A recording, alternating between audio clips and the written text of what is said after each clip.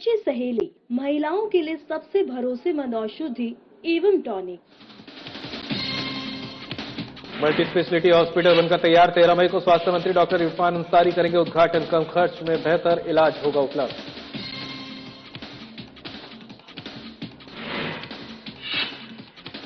बोकारो में बिजली परियोजना ने पकड़ी रफ्तार। कालापत्थर में सब स्टेशन निर्माण शुरू। ग्रामीण क्षेत्रों को मिलेगी बड़ी राहत।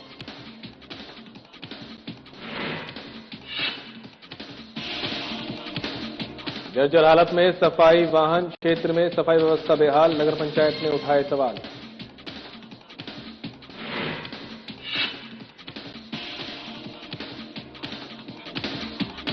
कपाली में गौ तस्करी का भंडाफोड़। ग्रामीणों ने पकड़ा मवेशियों से भरा वाहन रोककर जानवरों को उतारा।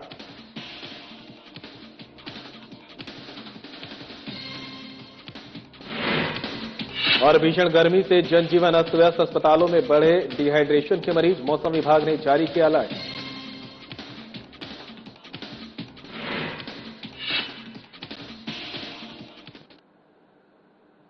नमस्कार, बुलेटिन लेकर मैं हूं आपके साथ संदीप। निरंजन सरकार खबरों का रुख कर लेते हैं। चतरा शहर के अव्वल मोहल्ला काली मंदिर के समीप बनकर तैयार ग्लोबल मल्टी स्पेशलिटी हॉस्पिटल का उद्घाटन 13 मई को किया जाएगा। हॉस्पिटल का उद्घाटन राज्य के स्वास्थ्य मंत्री डॉक्टर इरफान अंसारी, सांसद कालीचरण सिंह, विधायक जनार्दन पासवान, सिमरिया विधायक कुमार उज्ज्वल, पूर्व मंत्री सत्यानंद भोक्ता सहित अन्य करेंगे। ये जानकारी हॉस्पिटल के डायरेक्टर डॉक्टर आसिफ इकबाल ने शनिवार को प्रेस वार्ता कर दी। उन्होंने बताया कि हॉस्पिटल अत्याधुनिक चिकित्सा उपकरणों व सुविधाओं से पूरी तरह सुसज्जित है।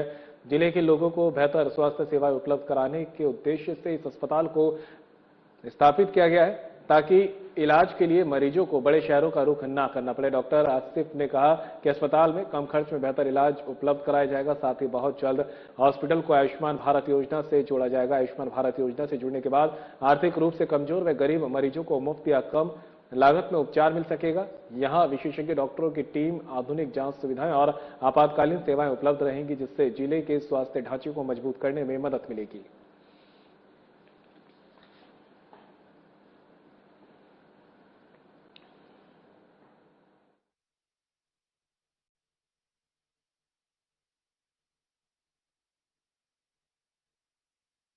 ये हमारा ग्लोबल हॉस्पिटल जो कि चतरा में जिसका इनॉग्रेशन 13 को है।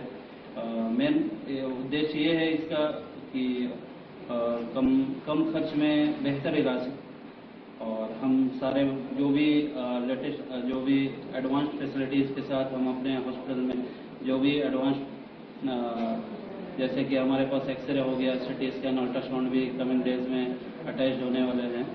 ठीक है ना, इसके साथ हम लोग अभी इस हॉस्पिटल को खोल रहे हैं। बेसिकली जो भी चीज़ एक हॉस्पिटल में होना चाहिए सारा कुछ एक छत के अंदर मिलेगा। हमारा छोटे बड़े बीमारियों की वजह से जो भी आसपास में लोगों को जाना पड़ता था वो इस हॉस्पिटल में हर सारा सुविधा यहाँ पे मिलेगा, जो भी बच्चे से लेकर बड़े तक में। पब्लिक रिलेशन के अंदर फिर हमारे पास लेडी डॉक्टर भी हैं जो कि 24/7 हमारे पास अवेलेबल रहेंगे। और किस चीज़ का इलाज होगा यहाँ पे पीडियाट्रिक्स से लेके एडल्ट तक एमडी मेडिसिन हो गया, पीडियाट्रिक्स हो गया। कमिंग डेज में हमारे सर्जरी हो गए, गायनी हो गया, ओबीजी, सारा कुछ अटैच रहेंगे इस हॉस्पिटल से। महिला हमारे हजारीबाग नियर बाई हजारीबाग से ही आ रहे हैं। आयुष्मान की सुविधा आयुष्मान अभी नहीं है, बट आयुष्मान हम लोग उस प्रोसेस में है और उम्मीद है कि विद इन 1 मंथ उसको भी इस हॉस्पिटल से अटैच करेंगे। मुख्यमंत्री हेमंत सोरेन द्वारा बिजली व्यवस्था सुधार को लेकर उठाए गए कड़े कदमों का असर अब धरातल पर दिखने लगा है। चास ग्रामीण क्षेत्र की बिजली आपूर्ति को मजबूत करने के लिए कालापत्थर में नए पावर सब स्टेशन और टीआरडब्ल्यू निर्माण कार्य की औपचारिक शुरुआत कर दी गई है। भूमि पूजन के साथ जमीन समतलीकरण का काम भी शुरू हो गया है और अब विभाग ने अगले 6 महीने में परियोजना पूरी करने का लक्ष्य तय किया है। इस परियोजना के पूरा होने के बाद चास शहर सहित कालापत्थर, भतुआ, पुपुनकी और कुम्हारी जैसे ग्रामीण इलाकों में निर्बाध और बेहतर बिजली आपूर्ति सुनिश्चित होने की उम्मीद है। बिजली विभाग के कार्यपालक अभियंता एसबी तिवारी ने बताया कि ये योजना लंबे समय से लंबित थी, लेकिन जिला प्रशासन के सहयोग से अब निर्माण कार्य तेजी से आगे बढ़ रहा है। जानकारी के अनुसार चास क्षेत्र की बिजली व्यवस्था सुधारने के लिए करीब 6 करोड़ रुपए की लागत से ITI मोड़ में पावर ग्रिड और आदर्श कॉलोनी में काला पत्थर में नए सब स्टेशन बनाए जाने की योजना स्वीकृत की गई है।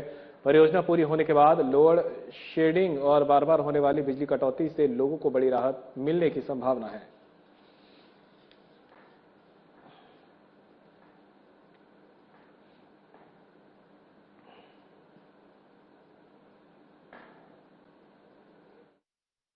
उनकी भतुआ काला पत्थर लोगों को जो बिजली की समस्या हो रही थी, अनियमित विद्युत आपूर्ति की यहाँ से शिकायतें मिल रही थी, कुमरी वगैरह शायद ब्राह्मण द्वारिका नवाडी, तो उसके लिए यहाँ 2x5 MVA का एक 33/11 के भी सब स्टेशन बनाया जा रहा है, जिससे सब स्टेशन और 11,000 फीट की लंबाई कम हो जाने से इनको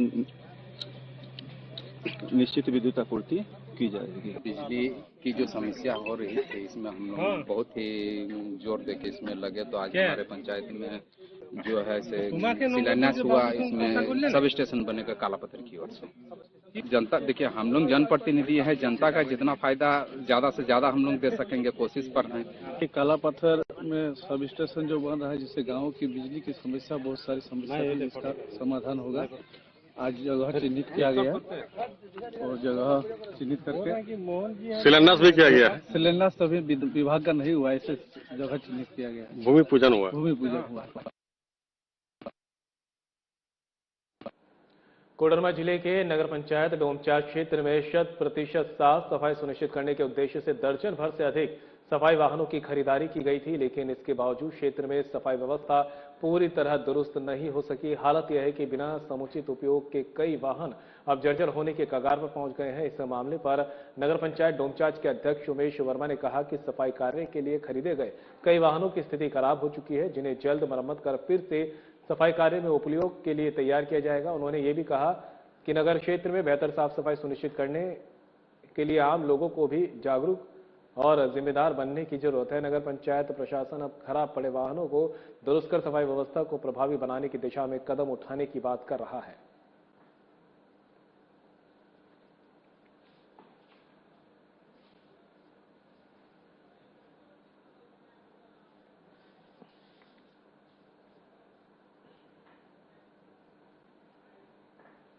पूर्व के समय में खरीदा गया है, उसमें जंग लग गया। गाड़ी जो भी गाड़ियाँ हैं वो स्टार्ट होकर शोरूम से अगर आई होगी, उसके बाद से बाहर गेट के बाहर निकला नहीं है, तो कोई स्टार्ट नहीं हो रहा है। किसी का टायर खराब हो गया, किसी का बैटरी खराब हो गया। तो जितना अभी हम लोग को जरूरत समझ में आ रहा है, उसके अनुसार दूसरा गाड़ी को हम अभी चालू करवाए हैं और काम हो रहा है।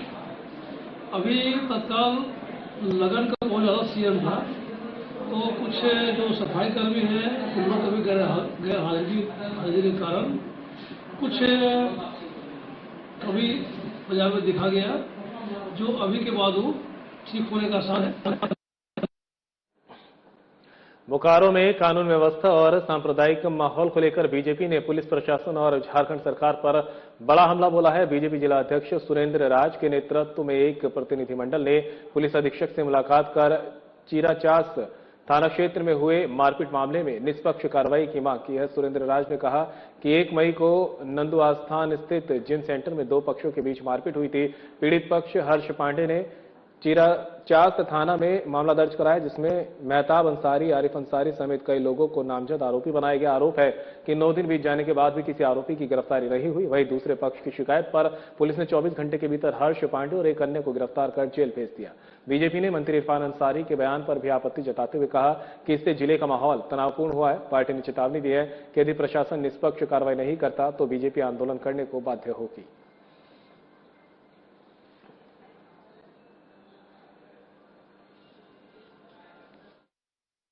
और हम ये कहना चाहते हैं कि माननीय मंत्री जी का जो भी बयान आया है, उससे पूरे क्षेत्र की जनता काफी आहत है और उनको इस तरह से सांप्रदायिक सद्भाव जो हमारे क्षेत्र में बना हुआ है, उसको भड़काने का उन्हें प्रयास नहीं करना चाहिए। उन्हें हम ये कहना चाहते हैं कि इस तरह का बयान से उनको परहेज करना चाहिए, ये हमारा कहना है। नहीं, इस तरह से उटपटांग बयान नहीं देना चाहिए। एक पक्ष का बात सुन के इस तरह से बयान दे के निकल जाते हैं और ये कहना उनका कि हम जो है सो आप लोगों के लिए थाना प्रभारी को जो है सस्पेंड करवा दिए हैं। ये जो है गैर जिम्मेदाराना ये उनका बयान है। इस तरह से एक मंत्री को इस तरह से बयान नहीं दिया जाना चाहिए। राजधानी रांची में पिछले एक सप्ताह से पड़ रही भीषण गर्मी ने लोगों का जीना मुश्किल कर दिया है। लगातार बढ़ते तापमान का असर अब लोगों की सेहत पर साफ दिखाई देने लगा है। सदर अस्पताल समेत अन्य अस्पतालों में डिहाइड्रेशन, उल्टी, दस्त, पेट दर्द और लू से पीड़ित मरीजों की संख्या तेजी से बढ़ रही है। अस्पताल प्रशासन ने बढ़ते मरीजों की संख्या को देखते हुए विशेष तैयारी शुरू कर दी है। अतिरिक्त बेड आरक्षित किए जा रहे हैं और ओआरएस सहित जरूरी दवाओं का पर्याप्त स्टॉक रखा गया है। Deputy superintendent doctor Vimlesh Singh ने बताया कि गर्मी के कारण मरीजों की संख्या लगातार बढ़ रही है। वहीं मौसम केंद्र रांची ने अगले 4 दिनों तक भीषण गर्मी और लू चलने की चेतावनी जारी की है। मौसम विभाग के अनुसार राज्य के पूर्वी और पश्चिमी हिस्सों में झुलसाने वाली गर्मी पड़ेगी, जबकि कुछ इलाकों में तेज हवा और थंडरस्टॉर्म की संभावना है। प्रशासन ने लोगों से दोपहर में बाहर निकलने से बचने, पर्याप्त पानी पीने और सतर्क रहने की अपील की है।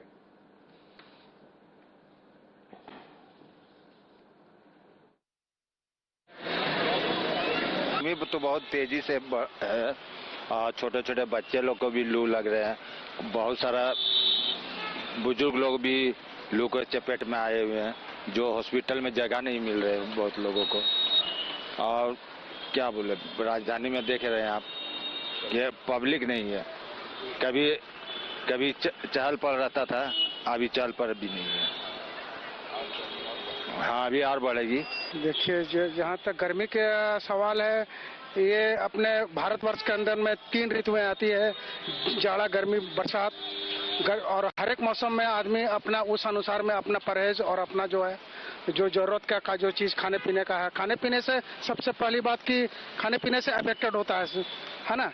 तो गर्मी के मौसम में जैसे बाहर निकलते हैं, हम गाड़ी चलाते हैं, देखिए हम तो आम का झोरा पीते हैं, सत्तू पीते हैं, खाना दोपहर में नहीं खाते हैं, है ना। पानी का यूज ज्यादा करते हैं, तो इससे हम अपने आप को स्वस्थ मानते हैं।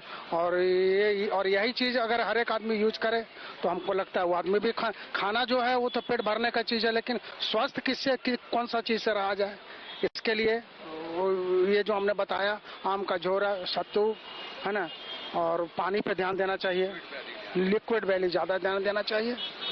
हाँ, हम महीना के 30 दिन में 25 शहर में रहते हैं, गाड़ी चलाते हैं, और देखिए बिल्कुल अभी ठीक है।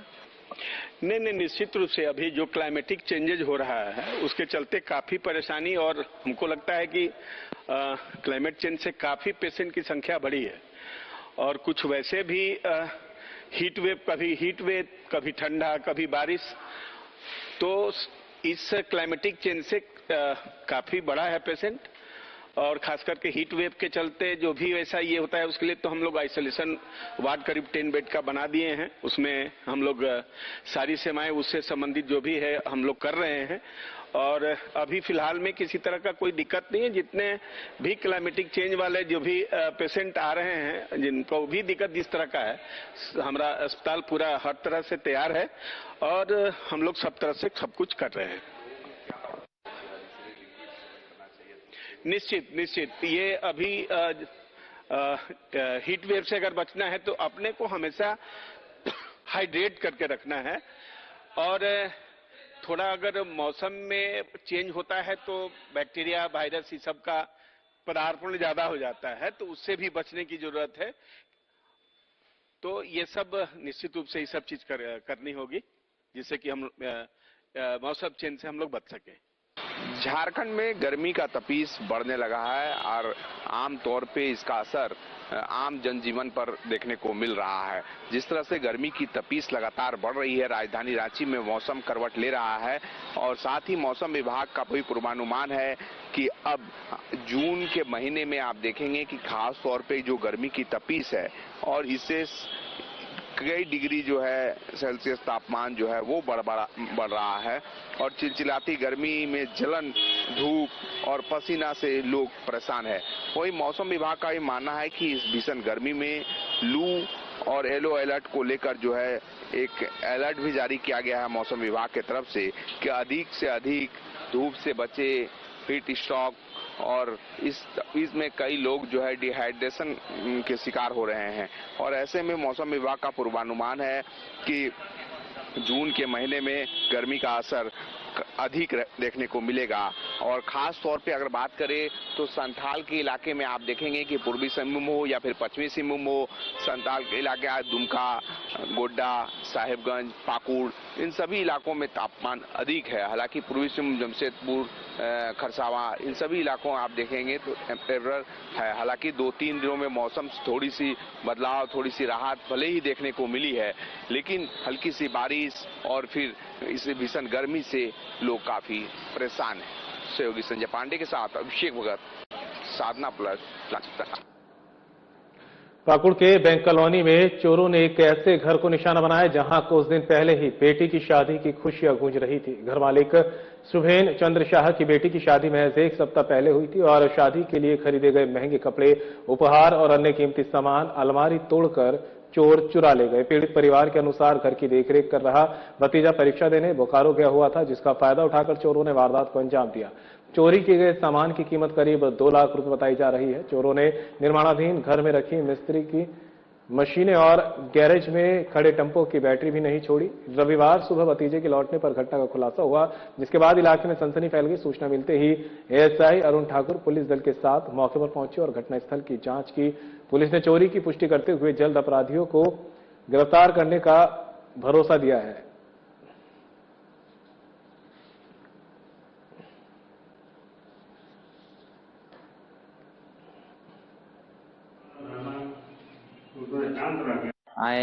आज सुबह देख रहे हैं गेट खुला हुआ है, पूरा सब सामान बिखरा हुआ है।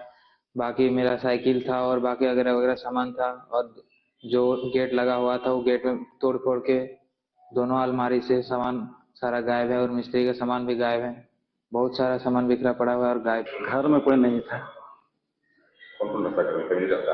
नहीं, मेरा वो छोटा भतीजा रहता था, तो कल थे नहीं, बोकारो गए थे एग्जाम देने के लिए।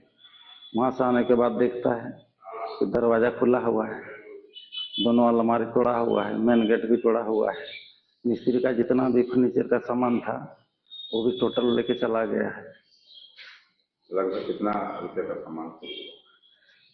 लगभग 1.5 लाख 2 लाख के आसपास। तो हम लोग कल शाम को 7 बजे तक काम करके यहाँ से गया था। सब सामान हमारा कारपेंटर टूल्स सब था, जैसे हमारा कटर मैचिंग, रंदा मैचिंग, ड्रिल मैचिंग, सब कुछ रख के गया था। सब अभी मेरा जाके देख रहा हूँ, मेरा ताला तोड़ के मेरा सब सामान लेके गया है।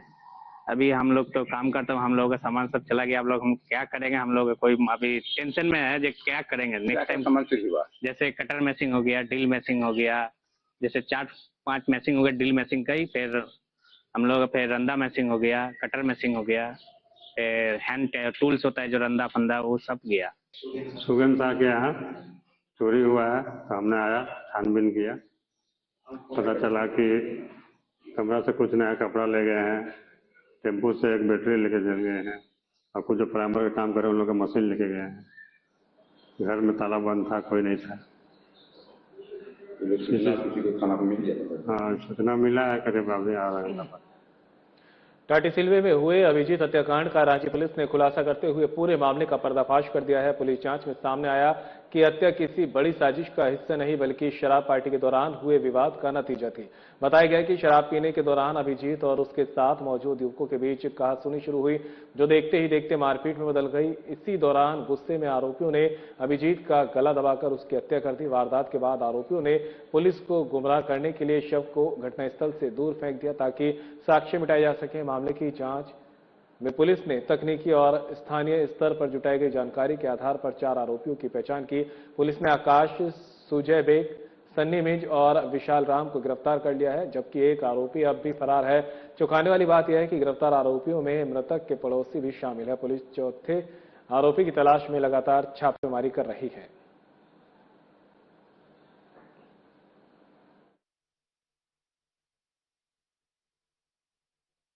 गांव है कोलंबी गांव, वहां पर कुछ व्यक्ति गए और वहां पर हवाई फायरिंग की गई थी। टोटल 3 राउंड फायर किए गए थे वहां पर, और इसकी सूचना जितने भी लोग थे वहां पे चश्मदीद थे, इन लोग के द्वारा डराया धमकाया भी गया कि इसकी सूचना पुलिस को ना दे, नहीं तो उन पर भी कार्रवाई की जाएगी। परंतु इसकी गुप्त सूचना वरीय पुलिस अधीक्षक महोदय को प्राप्त हुई, और जैसे ही सूचना का सत्यापन हुआ तो वरीय पुलिस अधीक्षक महोदय द्वारा एक SIT टीम का गठन किया गया DSP अरविंद कुमार की नेतृत्व में, और उसमें जो नगरीय थाना प्रभारी है वो भी शामिल थे।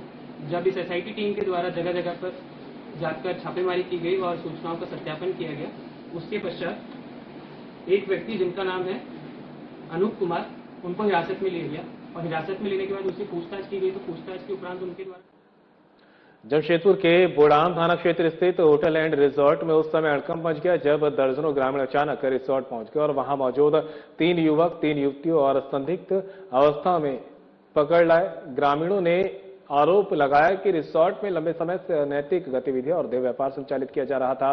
ग्रामीणों ने अचानक पहुंचने से पूरे परिसर में अफरा-तफरी का माहौल बन गया। घटना की सूचना मिलते ही पुलिस मौके पर पहुंची और मामले की जांच शुरू कर दी गई। ग्रामीणों ने रिसोर्ट परिसर में जमकर प्रदर्शन करते हुए प्रशासन से कड़ी कार्रवाई की मांग की। फिलहाल पुलिस पकड़े गए लोगों से पूछताछ कर पूरे मामले की जांच में जुटी है।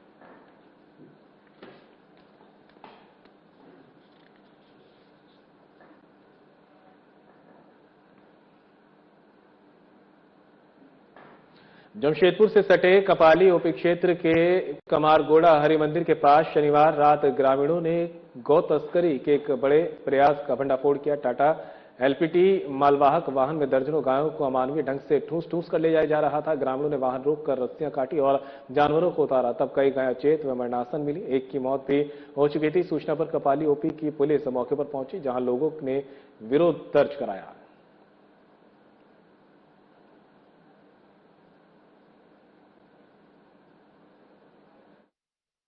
गाड़ी पार होता है, पिकअप दिल्ली पॉजिटिव का पार होता है यहाँ पे, और यहाँ सब गिला हुआ है।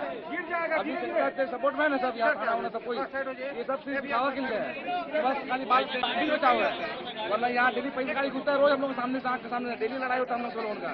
कुछ दिन पहले लोग गाड़ी करने को इसके हम लोग को मतलब ये लोग इस तरह काम करता है। मतलब दिल्ली पॉजिटिव गाड़ी अब LPT मतलब 50 का अभी है, 50 का LPT में जा रहा है, एक गाड़ी घुसा है। सोचिए 50 गाड़ी दिल्ली घुसता है यहाँ पर, कितना गाड़ी घुसता होगा यहाँ। और यहाँ झारखंड में गौ हत्या बैंड है। सबसे बड़ा पशुपालन यहीं पर ही है, सबसे बड़ा पशुपालन यहाँ पे है, सब जान रहे हैं। पर दुमका जिले के रानीश्वर प्रखंड स्थित कठालिया गांव में लेखा होड़ संताल गांव संचालक की पहल पर कुल्ही दुरुप बैठक आयोजित कर औलचिकी जागरूकता अभियान चलाया गया। कार्यक्रम की अध्यक्षता मांझी बाबा बेंजामिन मुर्मू ने की। कार्यक्रम की शुरुआत संताली भाषा की औलचिकी लिपि के जनक पंडित रघुनाथ मुर्मू के चित्र पर माल्यार्पण के साथ हुई। बैठक में लेखा होड़ को ग्रामीणों ने औलचिकी लिपि के महत्व पर विस्तार से चर्चा की। ग्रामीणों ने बताया कि संताली भाषा की औलचिकी लिपि का आविष्कार पंडित रघुनाथ मुर्मू ने वर्ष 1925 में किया था और इस वर्ष लिपि के 101 वर्ष पूरे हो चुके हैं। ग्रामीणों ने बताया कि वर्ष 2003 में संताली भाषा को भारतीय संविधान की 8वीं अनुसूची में शामिल किया गया था। वहीं झारखंड सरकार ने पिछले वर्ष से बुद्ध पूर्णिमा के अवसर पर पंडित रघुनाथ मुर्मू की जयंती पर सरकारी अवकाश भी घोषित किया है। बैठक में यह भी जानकारी दी गई है कि राष्ट्रपति द्रौपदी मुर्मू ने औलचिकी लिपि के 100 वर्ष के पूरे होने पर पंडित रघुनाथ मुर्मू के नाम से डाक टिकट और 100 रुपए का स्मारक सिक्का जारी किया। साथ ही भारतीय संविधान का संताली औलचिकी संस्करण भी प्रकाशित किया गया है। ग्रामीणों ने कहा कि औलचिकी लिपि उनकी पहचान है और एक लिपि एक भाषा से संताल समाज एकजुट होगा। बैठक में बच्चों को मातृ भाषा में शिक्षा देने पर जोर दिया गया तथा औलचिकी पुस्तकों का वितरण भी किया गया।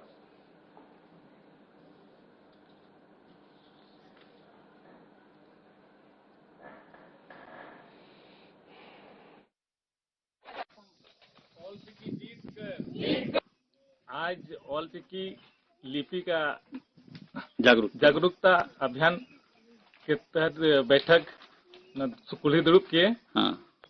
और इस कुल्ही दुरुप में हम लोग बच्चों को औलचिकी का किताब भी दिए और बैठक में हम लोग बातचीत किए कि सरकार से मांग ये रखते हैं संताली औलचिकी प्रथम राजभाषा घोषित किया जाए और KG से PG तक की पढ़ाई शुरू की जाए।